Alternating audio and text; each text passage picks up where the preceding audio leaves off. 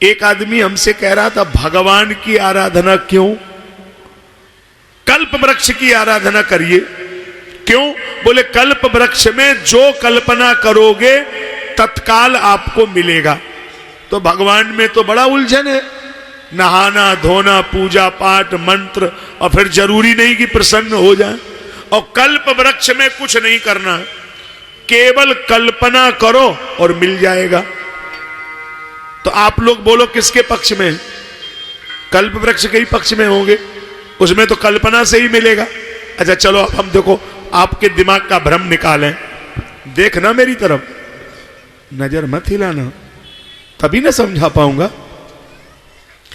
एक आदमी कल्प वृक्ष के नीचे लेटा था और उसके मन में कल्पना आई कि अगर यहां बढ़िया पलंग पड़ा होता, हा मजा आ जाता। पलंग आ गया, पलंग आ गया, पलंग पे लेट गया। अब कल्पना आई कि हवा चल रही होती तो बड़ा मजा आता, हवा चलने लगी। फिर कल्पना आई एक सुंदर स्त्री होती और हमारा पांव दबाती, स्त्री आ गई पांव दबाने लगी। फिर उसके कल्पना आई कि इसके घर के आए और अगर हमें पीट दिया, ये लोग आए गए पीट ही दिया साहब, इतना पीटा कि पलंग के नीचे। तो आप समझे हम क्या कहना चाहते हैं? कल्प वृक्ष वह देगा जिसमें मेरी कल्पना होगी और परमात्मा वही देगा जिसमें हमारा कल्याण होगा। इसलिए कल्प वृक्ष के चक्कर में नहीं, शॉर्टकट के चक्कर में नहीं, और याद कर लो किसी ऐसे प्रलोभन के चक्कर में नहीं पड़ना कि कोई तुमसे कहे कि नहीं तुम ऐसा कर दो तो तुम पे कृपा आ जाएगी। कर्म का फल तुम्हें भोगना पड़ेगा। ऐसे किसी के कहने से कृपा नहीं आएगी कि तुमने जरीब चौकी पर समोसा क्यों नहीं खाया, जरीब चौकी पर समोसा खाओ, कृपा हुई टहल रही है, वो टहल नहीं रही है, तुम्हें शुगर बढ़ जाएगा। इसलिए भगवान पे भरोसा करो और कर्म जो किया है उसको भोगने के लिए तैयार रहो। और इस शॉर्टकट पूजा से काम बनने वाला नहीं है। भगवान से जरूर कहो, जरूर कहो। मंदिर में कभी जाते हो तो मंदिर के दरवाजे से जब निकलो भले ही 1 मिनट बैठो, मंदिर में कभी भी 1 मिनट बैठो, लेकिन बैठना जरूर चाहिए, चाहे सीढ़ियों पे चाहे बगल वाले चबूतरे पे, लेकिन 2 बातें जरूर कह करके आओ।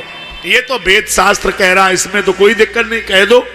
आप भी कह के आओ, बता दें, सुन लो क्या कहोगे।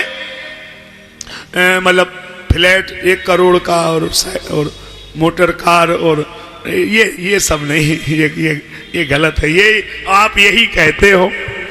हाँ, ये नहीं कहना। कहने वाली बात सुनो, क्या कहना है इसमें? आपको कहना ये है कि प्रभु हमारी पूजा से अगर आप प्रसन्न हैं तो हमें 2 बातें आप दे दो।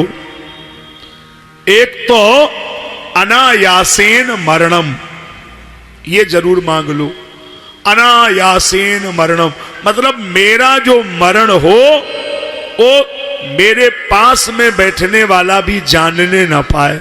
अनायासेन मरणम, अनायासेन समझते हो? जैसे हम लोग बोलते हैं कि ना भाई, अरे अबे हमें मिले चौराहे पे, अबे राम राम करी 5 मिनट पहले, बोले नहीं वो तो निकल लिए, हो गया काम, घरे पहुंचे तुरंत 1 मिनट में काम।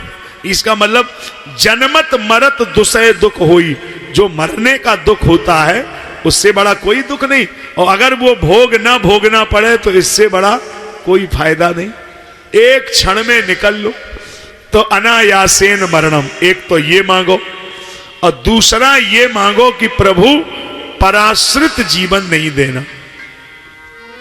अब ये थोड़ा बुरा लगेगा किसी किसी को, लेकिन अब लिखा है तो हम बोलेंगे। पराश्रित जीवन भगवान ने नहीं माना।